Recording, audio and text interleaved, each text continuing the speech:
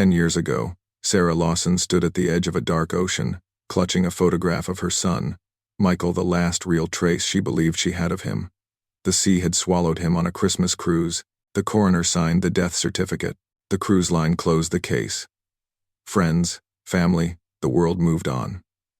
But every night, Sarah stared at his empty chair, replaying every memory, every laugh, every promise. She raised her grandchildren, guarded her grief closely, and learned to live under the heavy weight of absence. Until last November, inside a bustling shopping mall just outside Philadelphia, she froze. A man walked by, pushing a stroller. He brushed a tuft of hair behind his ear and called a woman, honey. The name was different. The face had changed. But when his eyes flicked up, Sarah's world stopped. Michael, her Michael, alive. For a decade she'd mourned. For a decade she'd believed she lost him forever. But there he was, living a new life. With a wife, children, a house, everything she had imagined would die with him. How does a man walk away from his grave? How does someone erase a decade of grief and lie to the people who love him the most? Before we dive deeper, let us know in the comments where you're watching from. We'd love to hear from you. And if you're new here, click on the subscribe button so you never miss any of our upcoming videos. There are moments in a story when questions matter more than answers, and this is one of them. Sarah Lawson had spent 10 years learning to live with the belief that her son, Michael, was gone forever. But the moment she saw him standing in that mall with a stroller and a new life, everything she thought she understood about loss, truth, and trust shattered instantly. It forces us to ask the questions she was too stunned to form out loud. Was the body recovered from the cruise even his? If it wasn't, then whose was it? And how did it find its way into a report that closed the case so swiftly? Who helped Michael disappear so completely that even his own mother accepted a final goodbye? And what exactly was he escaping that made vanishing feel like the only way out? These questions lingered in the air like a weight Sarah could not lift, a reminder that the truth she once clung to might never have been the truth at all. More than that, it pushed her to confront the painful possibility that Michael had chosen a life where she no longer had a place, something no parent ever imagines they will face, especially not after a decade of mourning. But these questions only scratched the surface of what Sarah would uncover in the months that followed, because every answer she found pulled her further into a reality she was completely unprepared for. What was he running from? Or running toward? Why would a man abandon the people who loved him most, only to rebuild everything under a different name? And if he was truly living a peaceful new life, why did he run the moment their eyes met? It's the kind of moment that grips at the heart. A mother watching her son alive, breathing, raising a child pretend she never existed. Think about how you would feel if someone you buried, someone you cried for, someone whose birthday you still honored every year, suddenly walked past you as if you were a stranger. Would your first reaction be anger, relief, shock? Or would the questions drown out everything else, just as they did for Sarah? As she stood frozen in that mall, she realized that to understand why Michael vanished, and why he built a completely new life, she had to go back to where everything began, before everything unraveled, before the ocean, and the funeral, and the decade of unanswered questions. Sarah Lawson lived a quiet life built around routine and the simple comfort of knowing her son was in the world. She was a middle-aged nurse, gentle in the way people who have carried the weight of others' pain often are. She had been widowed young, and from that moment forward, Michael wasn't just her son, he was her anchor, her reason for staying strong, her reminder that life still held meaning. She remembered the small things most clearly. The way he used to leave notes on the kitchen counter when he visited, the smell of his laundry detergent when he hugged her goodbye, the clumsy laughter he couldn't hide when something amused him. To anyone on the outside, their bond looked ordinary, but to Sarah, it was the single most precious part of her life. Losing a spouse had been devastating, but the idea of ever losing her child was something she never allowed herself to imagine. Michael Lawson was a young man who carried both promise and restlessness inside him. He was charming in a quiet, thoughtful way, someone who made people feel comfortable, someone who remembered details others forgot. He was smart, but his life never seemed to line up neatly with the future he once imagined. Jobs came and went, relationships slipped through his fingers, and finances were a constant struggle he tried to hide from his mother. But even in difficult times, he showed her affection that felt sincere and steady. making sure she never felt the weight of his frustrations. To Sarah, he was flawed but good-hearted, someone who would find his way eventually. She saw his mistakes as part of growing up, part of learning to become the man he hoped to be. But in the months leading up to the cruise, something about him began to shift in ways she couldn't quite describe. It began subtly, changes small enough to slip past a mother's worry. First, there were phone calls he took outside, sometimes stepping onto the porch late at night with a tense expression he tried to hide. Then there was the sudden appearance of money, nicer clothes, unexpected purchases, bills paid early instead of late. When she asked about it, he brushed it off with a smile that didn't quite reach his eyes. He told her work was going better, that he had taken on new opportunities, that things were finally looking up, and as much as Sarah wanted to believe him, something in her heart whispered that this wasn't the whole truth. The shift grew more noticeable when he began seeing a woman he rarely spoke about, someone he called Emily. Sarah never met her, never saw a picture, never heard more than vague descriptions. Michael avoided the details, offering only enough information to quiet questions without truly answering them. Sarah tried to dismiss her unease. After all, every adult deserves privacy, and every relationship begins with a bit of uncertainty. But there were moments, small, fleeting moments, when she sensed tension beneath his words. She noticed how he silenced his phone the moment she walked into the room, how he avoided introducing Emily to anyone in his life, how he seemed caught between excitement and anxiety whenever her name came up. Even his friends, the ones he'd known for years, admitted they had never met her. What troubled Sarah most was the new circle Michael hinted at. People she'd never heard of before. People he insisted were good for him, though he offered no proof of it. Looking back, she would wrestle endlessly with the idea that the clues were right there in front of her, scattered like pieces of a puzzle she never realized she was meant to solve. There were signs, little shifts in behavior, unexplained changes, moments of silence filled with a heaviness Michael never used to carry. But no one knew they were signs. Not yet. They were the kinds of subtle warnings that only make sense in hindsight, after everything has fallen apart and the truth can no longer be ignored. At the time, they felt like ordinary life, like growing pains, like the quiet distance that forms when someone is wrestling with something they can't talk about. Sarah never imagined these small shifts would be the beginning of something she would struggle to understand for the next 10 years. She simply hoped her son was finding his footing, learning, maturing, and preparing for a better chapter. What she didn't know was that this chapter would lead them somewhere she could never have predicted, and what came next would rewrite every memory she thought she understood. Then, one afternoon, Michael announced he wanted to take her on a holiday trip, a cruise, just the two of them, a chance to reconnect and escape the stress of life for a while. Sarah felt a warmth in her chest, believing her son was reaching for closeness again. She had no idea that this trip would change everything. When Sarah Lawson thinks back to the day she boarded the cruise ship with Michael, she remembers sunshine, the hum of music echoing across the deck, and the sweet, hopeful belief that this trip would be a turning point. For a moment, life felt simple again. She remembers Michael lifting her suitcase even though she insisted she could handle it. She remembers the staff greeting them with cheerful smiles, the scent of the ocean breeze drifting through the air, and the warmth of a mother-son trip she had secretly dreamed of for years. But woven into the joy was something she couldn't quite name.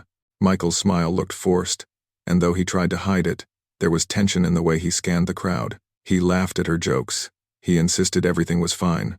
But his eyes said something was weighing heavily on him. Later, she would replay that moment standing in the atrium, watching him stare a little too long at a group of strangers over and over in her mind.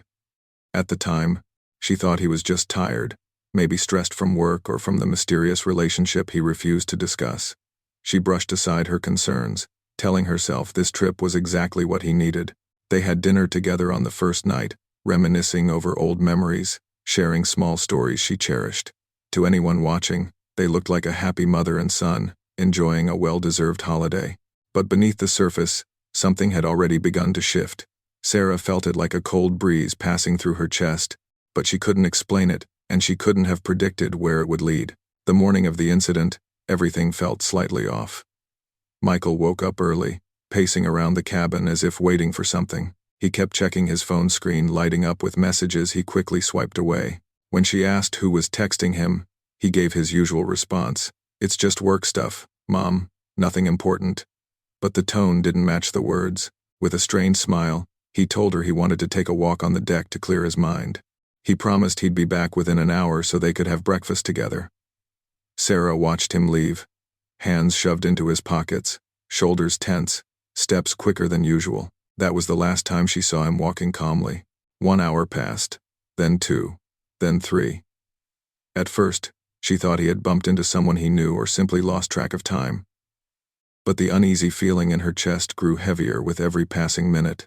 Finally, unable to sit still, she went to the deck herself. She scanned the area, searching for the familiar way he leaned on railings, the familiar way he tucked his hair behind his ear when deep in thought. But he wasn't there. She spoke to a staff member, who alerted security. The calm tone of their voices felt at odds with the storm building in her heart.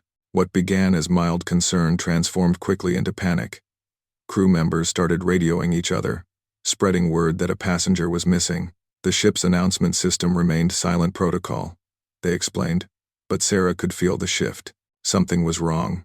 The search spread across the cruise, hallways, lounges, stairwells, the open deck. Crew members formed controlled patterns, sweeping each area with practiced precision. Sarah returned to the cabin repeatedly, hoping somehow he had come back, but every time she opened the door, the room felt emptier. She felt the air tighten, her breaths growing shorter. Hours blurred into a haze of confusion and fear. Crew radios crackled. Someone mentioned movement spotted near the outer railing earlier that morning. Someone else mentioned a loud conversation overheard between Michael and an unknown man the night before, though no one could provide details. Sarah clung to the edge of hope with trembling hands as the sun began to set, but her hope faded with the light. Later in the evening, word came in. The crew had located a body in the water. They said the currents were strong, the waves unpredictable, and accidents could happen even to strong swimmers. They told Sarah they were working quickly. They told her they were doing their best. They told her everything she needed to hear, but none of it felt real. When she finally saw the body, it was damaged from hours at sea.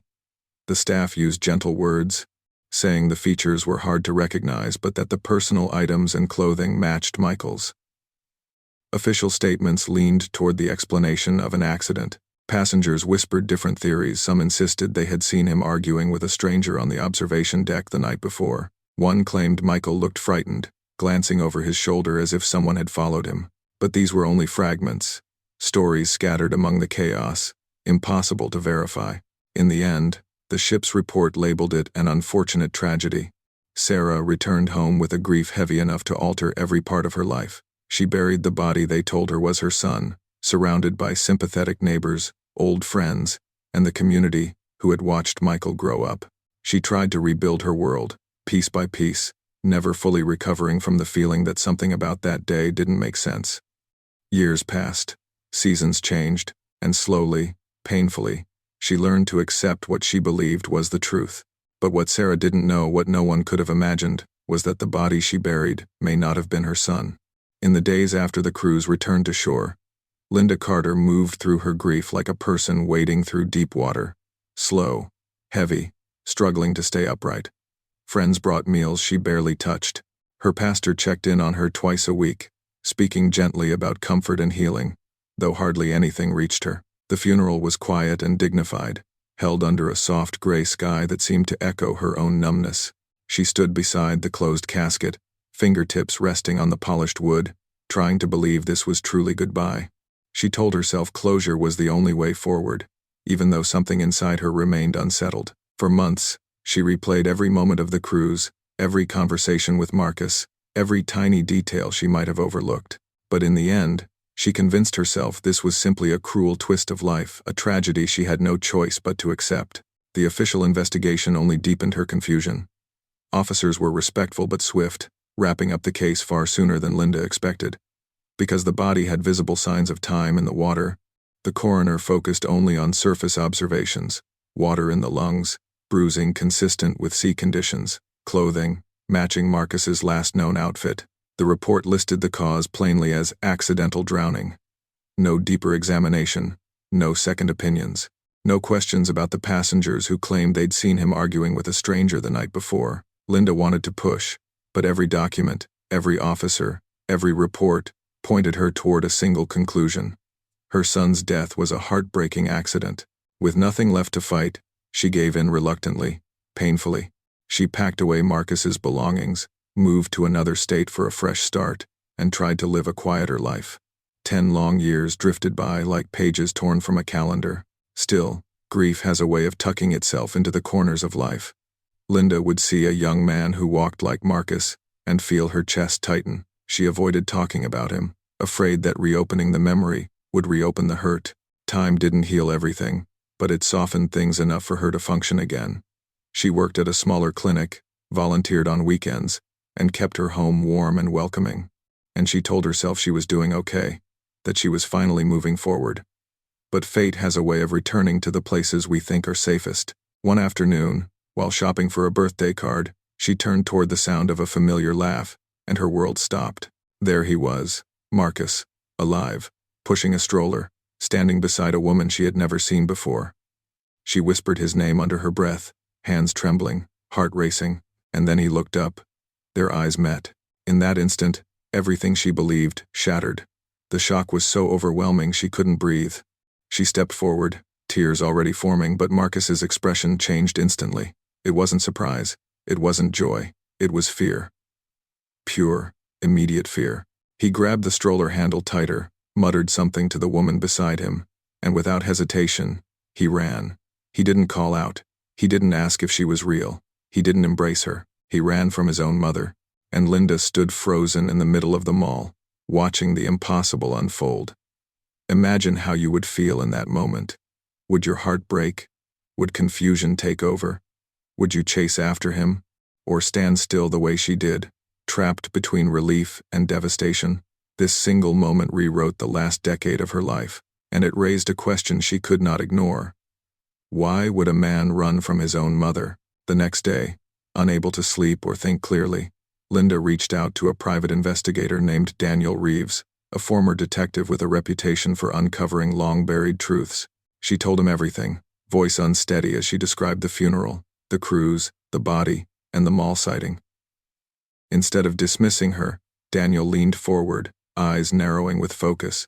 He agreed to look into the case, but warned her that reopening old wounds could reveal things she may not be prepared for.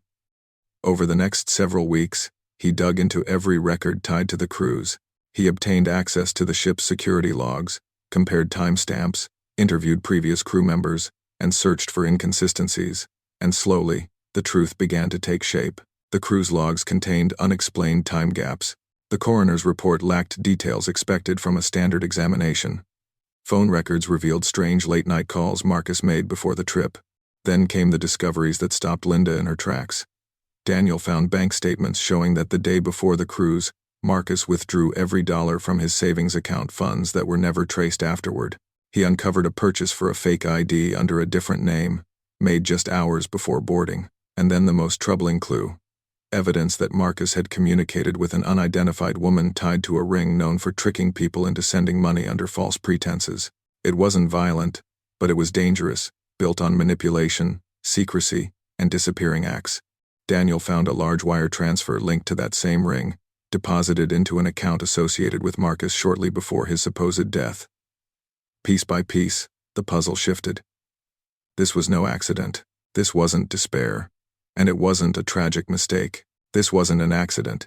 It wasn't a disappearance without reason. It was a plan. When Daniel Reeves finally traced the digital trail far enough, it led him to a quiet suburban town, nearly 8 hours from where Linda now lived. It was the kind of place where neighbors wave from their driveways and children ride small bikes along tree-lined streets. Nothing about it suggested secrecy or hidden pasts, and maybe that's what unsettled Daniel the most. He parked his car down the street from a modest beige home with a small porch and a toy tricycle resting near the steps. After days of surveillance, he confirmed the impossible again and again. Marcus, going by a new name, a new history, a new life, lived inside that house with a woman and a toddler who looked unmistakably like him. Each time Daniel watched him walk out the door, holding the child's hand or lifting groceries from the trunk, the weight of what this meant pressed heavier on him. He knew Linda needed the truth, but he also knew the truth would hurt in ways she was not prepared for. Still, she insisted, she had lived 10 years believing her son was gone. She could not live the rest of her life with unanswered questions. The decision to approach Marcus was not easy. Daniel wanted Linda to stay back, but she refused. Her hands shook the entire drive to the suburb, the same way they had shaken in the mall the day she saw him alive. When Marcus stepped outside that afternoon to check the mailbox, she was already standing at the foot of his driveway. The look on his face, shock, guilt, fear, was unmistakable. He didn't run this time. He simply froze. The toddler inside the house was laughing at a cartoon, unaware that the entire foundation of this man's past and present was about to collide. Marcus stepped closer, hesitantly, as though afraid she might disappear again. His voice trembled when he finally spoke her name, one he hadn't said aloud in a decade. Linda's tears began instantly. She wanted to yell, to demand answers, to hug him, to understand everything at once, but all she managed was a soft, trembling, "Why, Marcus?" Inside the house, after the child was taken to another room by the woman who seemed equally confused, Marcus offered the truth he had buried for 10 years. He admitted he had faked his death. He admitted he had walked away from his old life. And he admitted it wasn't done out of cruelty, but desperation. He had fallen deeply into a relationship with Emily, the woman Linda had sensed something off about years earlier. Emily wasn't who she pretended to be.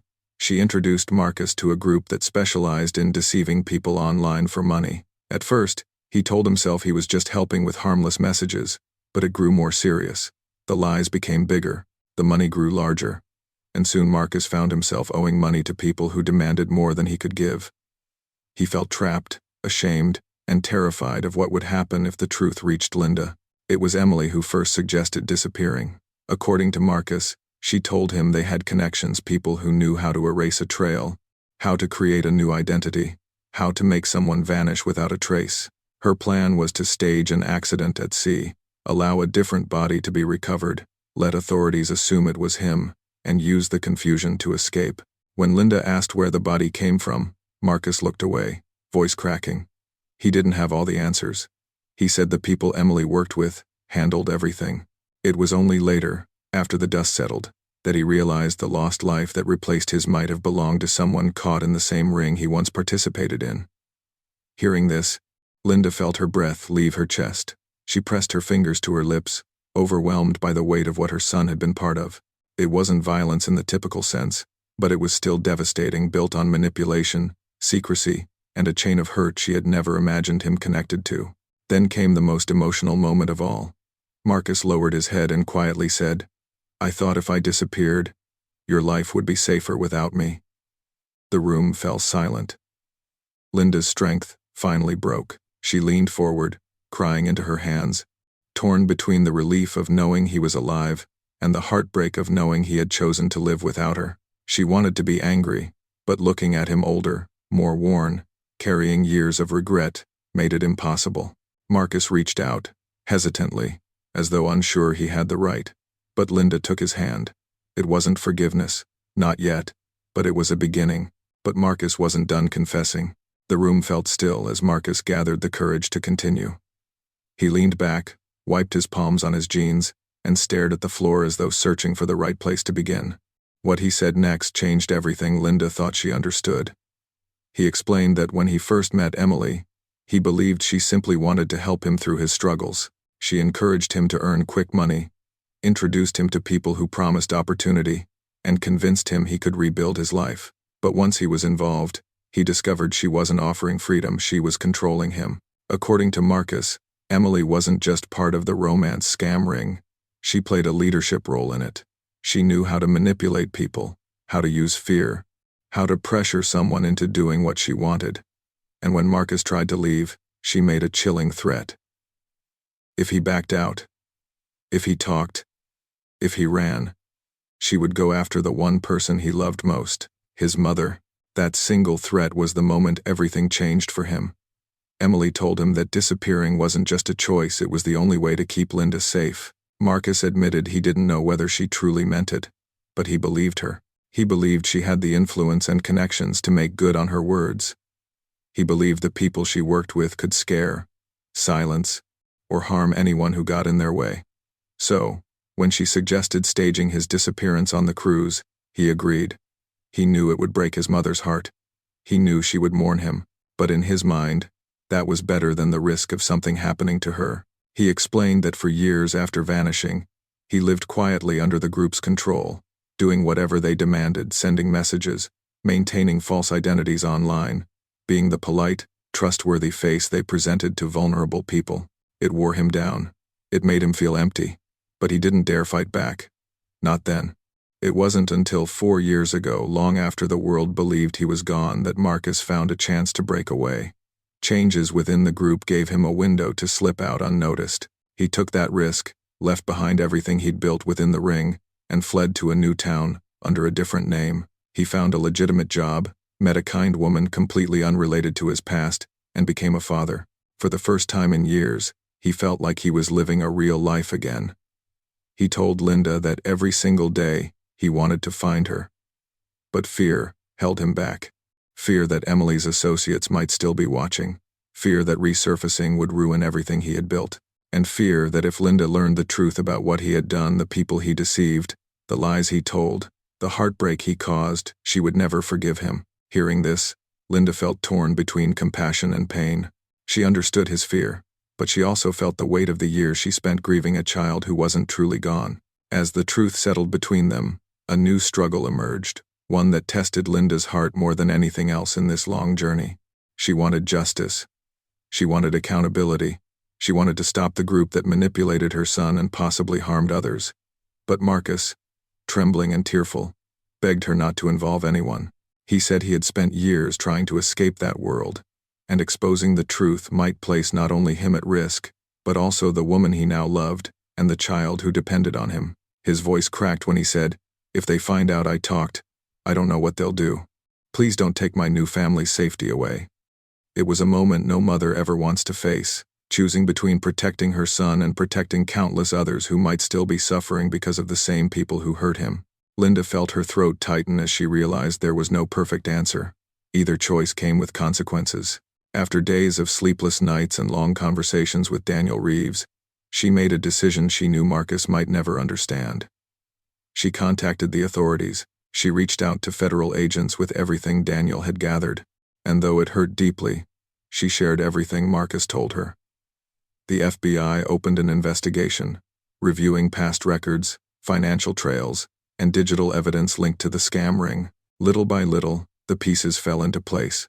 Over several months, agents tracked down members of the group, coordinated surveillance, and executed arrests. Some of the people Marcus once worked under were taken into custody, others fled, and as the case gained momentum, Marcus's role became impossible to ignore. He wasn't treated as a hardened criminal, but he was considered a crucial witness, someone whose testimony could expose years of wrongdoing and prevent future victims from being deceived. Marcus now faced his own consequences. He wasn't labeled violent or dangerous, but his involvement in the ring meant there were still legal matters to resolve. He agreed to testify. It was his chance to confront the past he had been running from since the day he vanished. His new family struggled with the weight of it all, the hidden truth about who he used to be, the fear of his past returning, the uncertainty of what lies ahead. But Linda stayed by his side. Not to shield him from accountability, but to help him rebuild. She visited often. She met her grandchild. She began forming a bond with the woman Marcus now loved. Slowly, painfully, the fractures of the past began to heal, and through it all, Linda carried the heaviness of a truth she never expected. Loving someone sometimes means choosing the harder road, the painful truth, the uncertain path, because healing can only come when the light reaches the places where secrets once lived. In a world built on illusions, sometimes the truth hurts more than the deception. But without the truth, there can be no peace. Was Marcus a victim, or the architect of his own downfall? And if this were your son, what would you have done? As this story reaches its end, we're left standing beside Linda Carter once more, a mother who carried 10 years of grief, only to discover that the truth she believed was never the truth at all. She faced a choice no parent should ever confront, a choice between protecting the memory of the son she buried and protecting the future of the son who came back to life in the most unexpected way. Her path wasn't easy. It wasn't simple. It wasn't perfect, but it was human. And now, as you sit with everything you've heard, the disappearance, the deception, the fear, the love, The choices. There's one question that matters more than any other. What would you have done in Linda's place? Would you have forgiven Marcus, knowing he vanished to protect you? Or would you have walked away, unable to move past the years of grief he allowed you to carry alone? Think about that. Think about the weight of a decade spent mourning someone who was still out there, living under a new name, carrying a story too heavy to share. Stories like this remind us that real life is often complicated. People make choices born from fear, love, pressure, or desperation. And sometimes those choices ripple far beyond what anyone expects. As you reflect on Linda, Marcus, and the long journey that brought them back together, ask yourself, what do you think truly happened on that cruise the night Marcus disappeared? Do you believe he was acting entirely on his own? Or do you think the group he was involved with controlled more of the situation than he ever realized? Your perspective matters, and I want to know your thoughts. Share them below. I read every single comment. And if this story made you feel something, if it made you think differently about family, forgiveness, or second chances, let us know. If you want more stories like this, stories that reveal the hidden corners of human choices, stories that keep you wondering long after they end, check out the video appearing on your screen next. Hit the like button, subscribe, and share this with someone who might need to hear it. Your support helps us continue telling powerful, emotional stories that spark conversation and reflection. Thank you for spending this time with us today. And once again, let us know in the comments, what would you have done if you were in Linda's shoes?